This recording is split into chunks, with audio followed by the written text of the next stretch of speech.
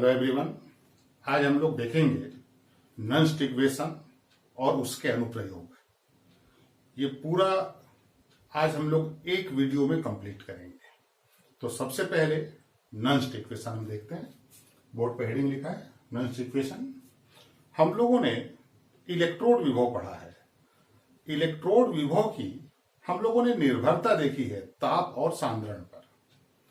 तो इलेक्ट्रोड विभव पर ताप और सांद्रण के प्रभाव को स्पष्ट करने के लिए नंस्ट ने एक गणितीय व्यंजक दिया है जो प्रायोगिक मानों पर आधारित है और उसे हम कहते हैं नंस्ट इक्वेशन। एक सिंगल इलेक्ट्रोड अभिक्रिया के लिए, एक सिंगल अर्धसेल के लिए हम नंस्ट समीकरण देखेंगे। सिंगल अर्धसेल अभिक्रिया में क्या होता है? या तो इलेक्ट्रोड इलेक्ट्रॉन त्याग कर आयन के रूप में विलयन में आते हैं, या फिर आयन इलेक्ट्रॉन ग्रहण करके इलेक्ट्रोडों पर ठोस अवस्था में मुक्त होते हैं। तो या तो इलेक्ट्रॉन त्यागने की क्रिया होगी या तो इलेक्ट्रॉन ग्रहण करने की क्रिया होगी। जितना इलेक्ट्रॉन त्यागा जाता है उतना ही धन आवेश आयन पर आता है, और दूसरे शब्दों में आयन पर जितना धन आवेश होता है वह आयन उतना ही इलेक्ट्रॉन ग्रहण करके उदासीन होता है।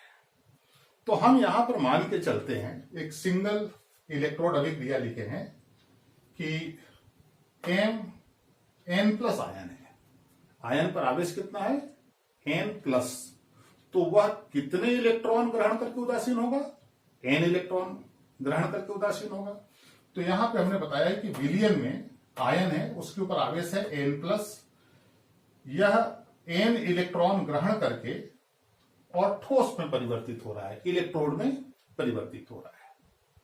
तो इसके लिए जो हम नंस्ट समीकरण लिखते हैं वो यहां पर लिखा हुआ है, E बराबर से E0 minus RT upon NF into log. यहां ऊपर लिखा है ठोस का सांद्रण, बड़े कोष्टक में हम सांद्रता को प्रदर्शित करते हैं। तो M सॉलिड, M ठोस का सांद्रण, और नीचे है आयनों का सांद्रण, Mn प्लस आयनों का सांद्रण। अब इसमें जो भी चीजें लिखी गई हैं उसको हम यहां डील कर सकते हैं।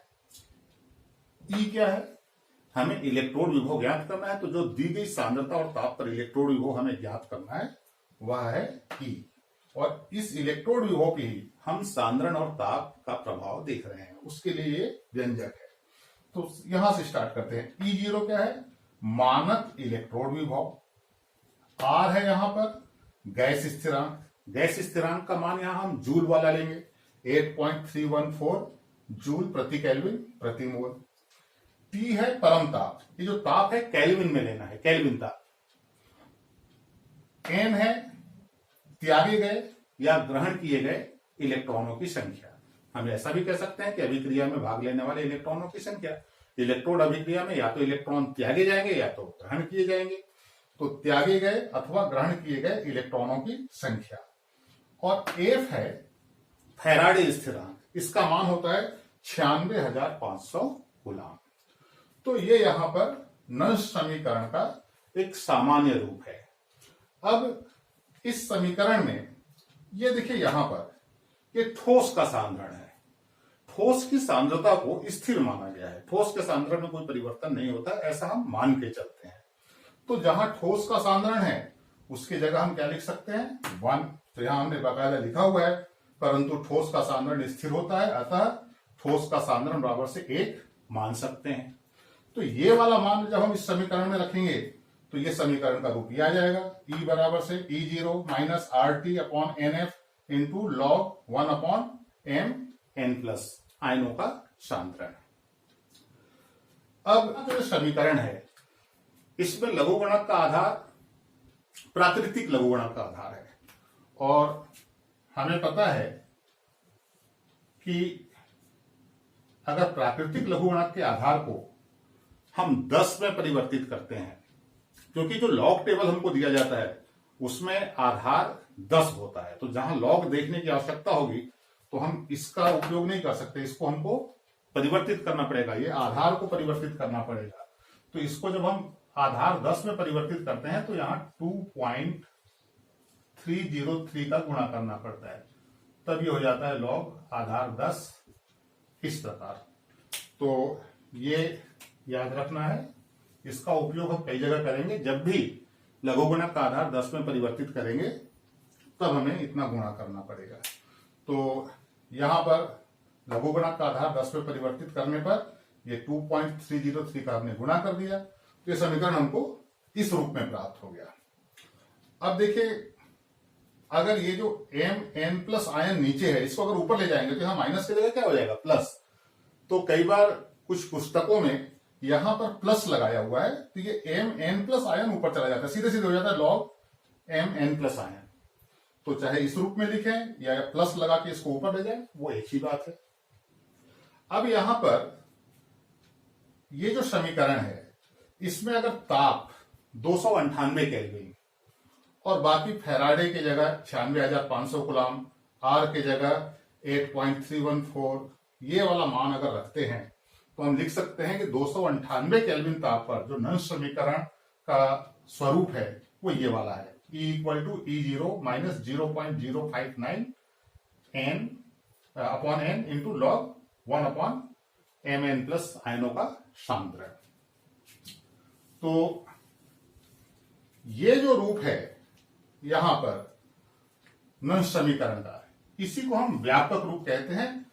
सभी जगह इसी का उपयोग हम करते हैं। लेकिन अगर 298 केल्विन दिया है तब डायरेक्ट हम वो वाला मान रख सकते हैं। तो वो है स्पेशली 298 केल्विन ताप पर, 25 डिग्री सेल्सियस ताप पर। लेकिन सामान्यतः जो आगे हम लोग उपयोग करेंगे नंस समीकरण का रूप, वो ये वाला समीकरण है। तो इस प्रकार नंस समीकरण एमपी बोर्ड में संक्षिप्त टिप्पणी के रूप में पूछा जाता है। तो संक्षिप्त टिप्पणी के रूप में आप यहां से लेके यहां तक लिख सकते हैं। ये ऑप्शनल है, चाहे तो दे सकते हैं, लेकिन ये इतना पूरा आ जाएगा। तो ये हम लोगों ने देखा नंस समीकरण। अब आगे हम नंस समीकरण के अनुप्रयोग देखेंगे।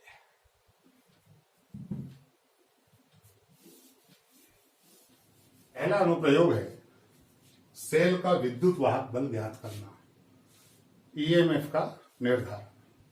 तो इसको एक उदाहरण से समझेंगे। उदाहरण में हम डैनियल सेल लेंगे। डैनियल सेल अभिक्रिया हम जानते हैं, जिंक का एनोड होता है और कॉपर का कैथोड होता है। जिंक इलेक्ट्रॉन त्याग कर जिंक आयनों में परिवर्तित होता है और विलियन में जो कॉपर आयन है कैथोड पर, वो इलेक्ट्रॉन ग्रहण करके इलेक्ट्रोड में परिवर्तित होता है। तो सबसे पहले हम एनोड और कैथोड के लिए नंस समीकरण लिखेंगे। विद्युत वाहक बल का हमने सूत्र देखा है। सेल का विद्युत वाहक बल ज्ञात करने के लिए कैथोड के इलेक्ट्रोड विभव में से एनोड के इलेक्ट्रोड विभव को हम घटा देते हैं। तो सबसे पहले एनोड और कैथोड का इलेक्ट्रोड विभव लिखेंगे और फिर सूत्र का उपयोग करके गणना करेंगे। तो देखते हैं।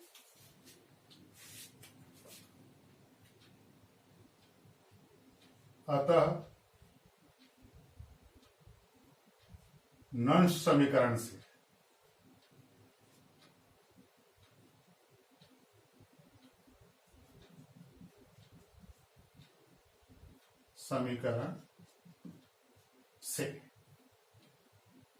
पहले एनोड के लिए लिख देते हैं, ई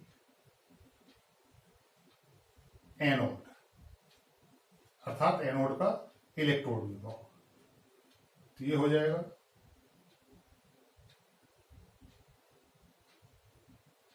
एनोड का मानक अपचयन विभव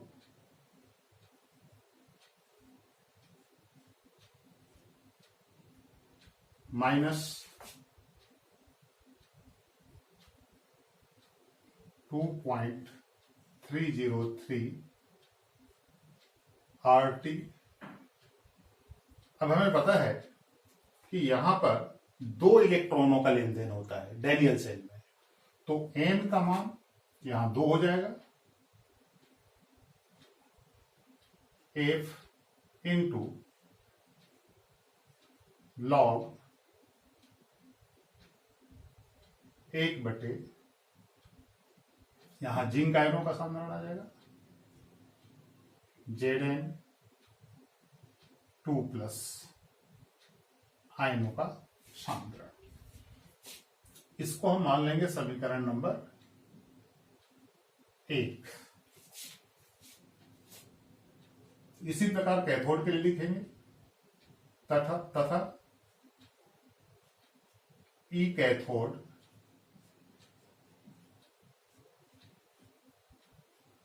तो यहां कैथोड का मानक अपचय विभव E0 cathode minus 2.303 RT। Cathode पर 2 इलेक्ट्रॉन ग्रहण किया जाता है तो 2 और यहां पर F Faraday into log 1 upon यहां कॉपर आयनों का सांद्रण हो जाएगा Cu2 प्लस आयन सांद्रता, और ये हो गया समीकरण नंबर 2। परंतु सेल का विद्युत वाहक बल हम जानते हैं।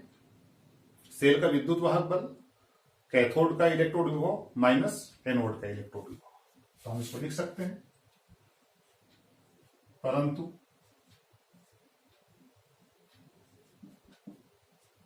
सेल का ईएमएफ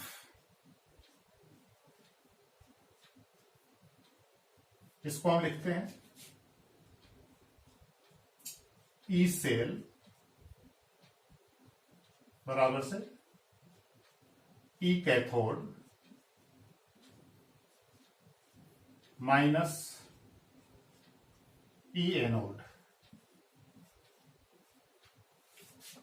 इसको मान लेते हैं समीकरण नंबर 3। अब समीकरण 3 में कैथोड का इलेक्ट्रोड विभव और एनोड का इलेक्ट्रोड विभव जो ऊपर हमने नंस समीकरण से निकाला है उसका मान रख देंगे। तो अतः समीकरण 1, 2 व 3 से अब यहां मान रखते हैं, क्या हो जाएगा ई सेल बराबर से कैथोड की जगह ये वाला मान इसको कोष्टक में लिख लेते हैं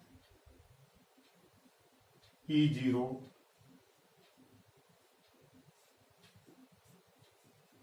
cathode minus 2.303 RT upon 2F into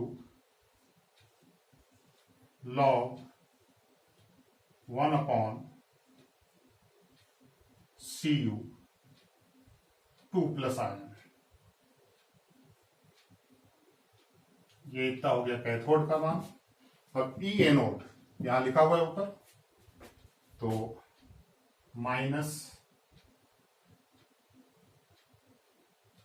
ई एनोड का हो जाएगा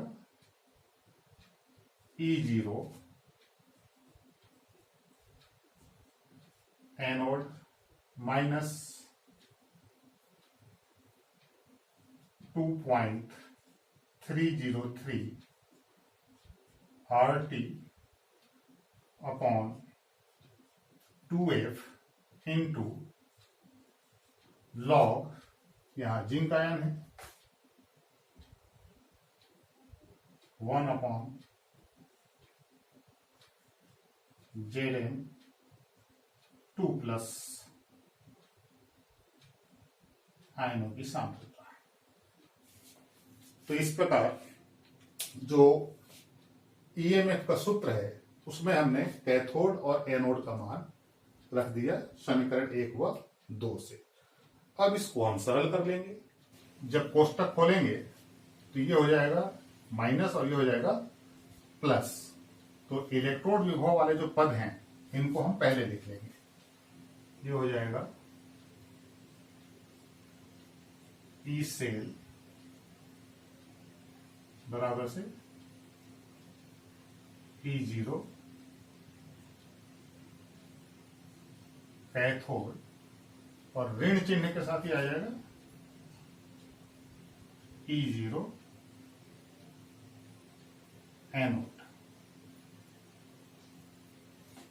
अब यहां इन दोनों में जो कॉमन है बाहर निकाल लेते हैं, 2.303 RT अपॉन 2F, और यहां भी है 2.303 RT अपॉन 2F। तो ऋण चिन्ह के साथ कॉमन निकालते हैं, ये हो जाएगा 2.303 RT अपॉन 2F। तो माइनस चिन्ह के साथ हमने निकाला है, तो जब माइनस चिन्ह के साथ निकल जाएगा तो ये हो जाएगा प्लस, ये हो जाएगा log 1/Cu 2 प्लस आयन, और यहां जब ये ऋण चिन्ह के साथ निकलेगा, ये देखिए ऋण से ये जब खुलेगा तो ये हो जाएगा प्लस, और हमने माइनस चिन्ह के साथ निकाला है तो ये क्या बचेगा, ऋण चिन्ह के साथ बचेगा। तो minus log 1/Zn 2 plus ion. ये जो कैथोड माइनस एनोड है, ये सेल का मानक विद्युत वाहक बल हो जाएगा। तो यहां पे हम लिख सकते हैं ई सेल बराबर से E0 सेल। E0 सेल मतलब मानक विद्युत वाहक बल, स्टैंडर्ड EMF, और ये हो जाएगा minus 2.303 RT upon 2F into, अब इसमें log A minus log B वाला फॉर्मूला लग जाएगा, तो ये log 1/Cu 2 प्लस बटे में 1/Zn 2 प्लस आएगा। जब सरल करेंगे तो Zn 2 प्लस ऊपर चला जाएगा, Cu 2 प्लस नीचे आ जाएगा, तो ये हो जाएगा log Zn 2 प्लस बटे Cu 2 प्लस। तो यहां ये जो हमने मानक विद्युत वाहक बल लिखा है, इसको हम कारण दे सकते हैं ब्रैकेट में, क्योंकि E0 सेल बराबर से क्या होगा, कैथोड का मानक इलेक्ट्रोड विभव ऋण एनोड का मानक इलेक्ट्रोड विभव। तो इसलिए ये हो जाएगा मानक विद्युत वाहक बल। तो इस प्रकार हम किसी भी सेल के लिए विद्युत वाहक बल की गणना कर सकते हैं। तो इसको देखिए, इसके बाद आगे वाला अनुप्रयोग देखेंगे।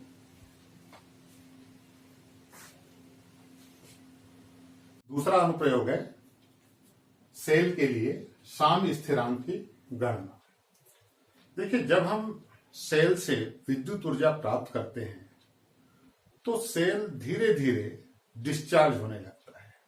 जब तक के दोनों इलेक्ट्रोडों के विभव में अंतर होता है, तब तक सेल से विद्युत धारा हमको प्राप्त होती है।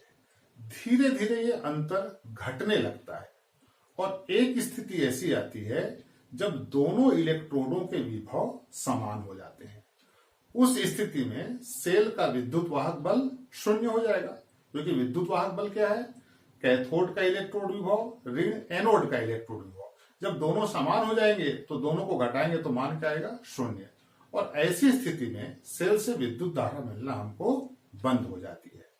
तो सेल जब डिस्चार्ज हो जाता है, इसको हम कहते हैं साम्यावस्था, और साम्यावस्था में सेल का विद्युत वाहक बल शून्य हो जाता है।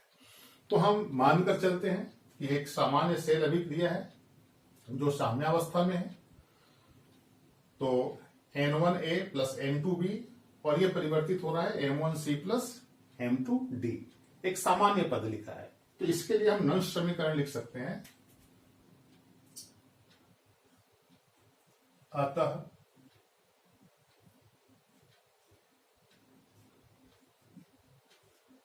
नष्ट समीकरण से, अभी हमने सेल का विद्युत वाहक बल का सूत्र देखा, तो ये हो जाएगा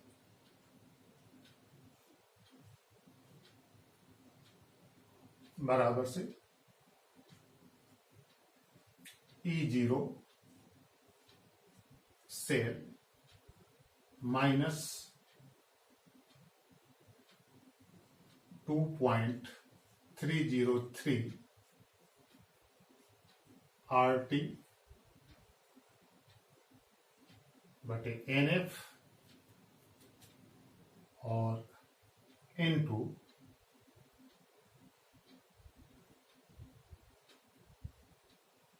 लॉग। देखिए हमें एनोड का विभव बटे कैथोड का विभव लॉग के साथ प्राप्त हुआ था। इसको समझ लीजिए, हमने डैनियल सेल के लिए लिखा था। डैनियल सेल अभी दिया क्या है, जिंक प्लस Cu 2+ आया, और अगर यहां सामने स्थापित होगा तो Zn 2+ और Cu, ये ठोस अवस्था में है। यहां पे ये ठोस वाला है और ये आयन वाला है।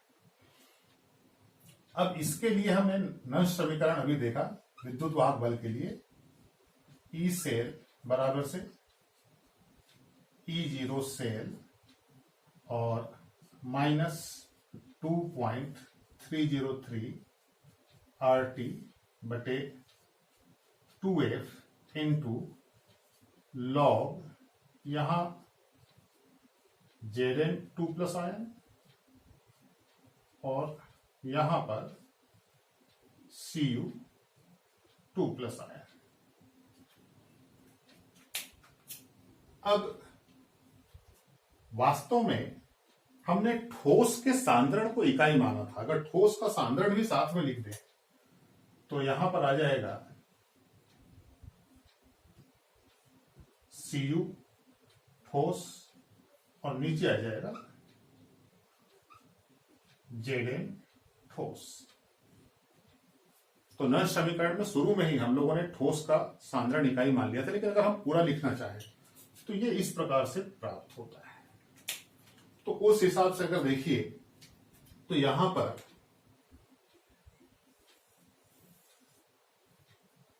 राइट हैंड साइड है Zn 2+ और Cu 2+। तो इस समीकरण में C और D के रूप में है, तो हम लिख सकते हैं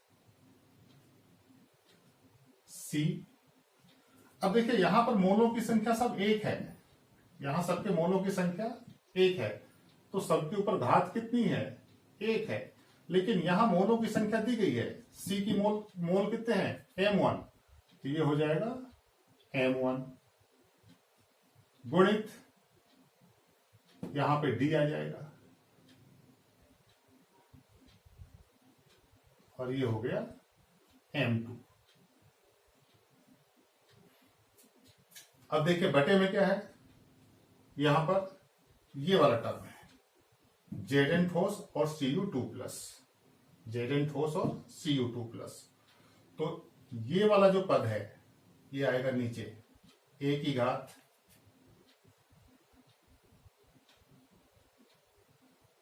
N1 और b की घात N2। तो इस प्रकार जैसे हमने डैनियल सेल अभिक्रिया के लिए विद्युत वाहक बल का सूत्र लिखा नष्ट समीकरण से, तो एक सामान्य सेल के लिए हम इस प्रकार से प्रदर्शित कर सकते हैं। इसको मान लेंगे हम समीकरण नंबर 1। परंतु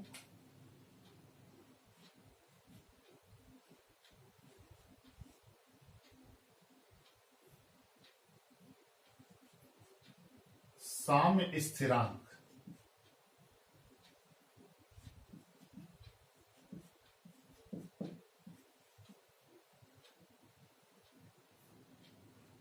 हम लोगों ने 11वीं क्लास में साम्य स्थिरांक पढ़ा है, इसको केसी से प्रदर्शित किया जाता है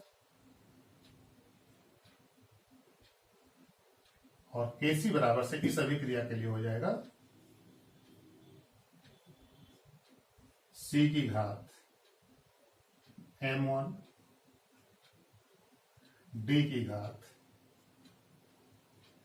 m2 बटे a की घात n1 गुणित b की घात n2 मोलों की संख्या घात के रूप में आती है। तो इसको हम समीकरण 2 मान लेंगे। इस व्यंजक की स्थापना 11वीं क्लास में हम लोगों ने किया है। तो अब समीकरण 1 और 2 से हमें क्या प्राप्त हो जाएगा? अतः समीकरण 1 व 2 से जहां पे ये मान है वहां क्या लिख सकते हैं? केसी। ये हो जाएगा ई सेल बराबर से E0 cell minus 2.303 RT upon NF into log, यहां आ जाएगा केसी। ये हो गया केसी। अभी हम लोगों ने देखा साम्यावस्था में सेल का विद्युत वाहक बल क्या हो जाता है? शून्य। इसका मतलब जो ई सेल का मान है ये शून्य हो जाएगा, परंतु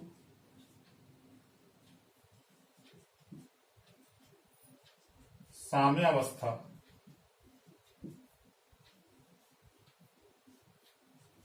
में सेल का ईएमएफ शून्य हो जाता है। अतः ये जो व्यंजक है यहां पे क्या आ जाएगा? 0 equal to E0 cell minus 2.303 RT upon NF into log KC. इसको सरल कर लेते हैं। जब पाक्षांतर करेंगे तो ये आ जाएगा E0 सेल इक्वल टू, ये इधर आएगा तो प्लस हो जाएगा, तो 2.303 RT upon NF into log KC. ये NF को इधर ले आइए, ये हो जाएगा NF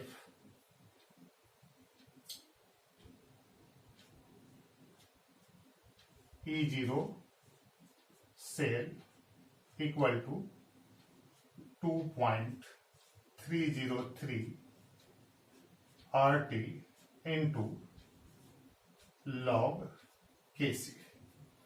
तो इस प्रकार इस सूत्र की सहायता से हम सेल के लिए साम्य स्थिरांक की गणना कर सकते हैं। केसी का मान निकालना हो तो बाकी सारे मान दिए जाएं तो ये ज्ञात किया जा सकता है। अब जो तीसरा अनुप्रयोग है सेल के लिए मानक मुक्त ऊर्जा का निर्धारण, तो मानक मुक्त ऊर्जा का जब हम निर्धारण करते हैं तो ये यहां तक करना पड़ता है और उसके बाद केवल एक स्टेप उसमें जोड़ करके वो अनुप्रयोग कंप्लीट होता है। तीसरा अनुप्रयोग सेल के लिए मानक मुक्त ऊर्जा परिवर्तन की गणना करने के लिए ये जो इसको हम समीकरण 3 मान लेंगे। बाकी एज इट इज पूरा जो अनुप्रयोग 2 में हमने देखा पूरा वैसे ही है। यहां पे इसको समीकरण 3 मान लेंगे और केवल इतना इसमें जोड़ना है। परंतु सेल में मानक मुक्त ऊर्जा परिवर्तन याद कीजिए 11th क्लास में मानक मुक्त ऊर्जा परिवर्तन था और उसके लिए हमने ये सूत्र देखा है 11th क्लास में। किसी भी निकाय के लिए मानक मुक्त ऊर्जा परिवर्तन की गणना हम इस सूत्र से करते हैं। तो देखिए ये दोनों सूत्रों की तुलना कीजिए, केवल ऋण चिन्ह का फर्क है। यहाँ ये ऋण चिन्ह के साथ है और ये धनात्मक चिन्ह के साथ है। तो जब समीकरण 3 और 4 की तुलना करेंगे तो हमको ये प्राप्त हो जाएगा NF सेल बराबर से माइनस डेल जी 0। तो इस प्रकार दूसरा और तीसरा अनुप्रयोग बिल्कुल सेम है। दूसरे अनुप्रयोग में केवल इतना जोड़ देंगे तो तीसरा अनुप्रयोग आ जाता है। और ये दोनों ही बहुत ज्यादा इंपॉर्टेंट है, अनुप्रयोग क्रमांक 2 और अनुप्रयोग क्रमांक 3। ये परीक्षा में कई बार रिपीट हुए हैं। तो इस प्रकार आज हम लोगों ने नंश समीकरण और उनके अनुप्रयोग देखे। आगे हम लोग व्यापारिक सेलों के बारे में पढ़ेंगे, प्राथमिक सेल, द्वितीयक सेल और उनके उदाहरण देखेंगे। तो बाकी अगले वीडियो में आज के लिए इतना ही।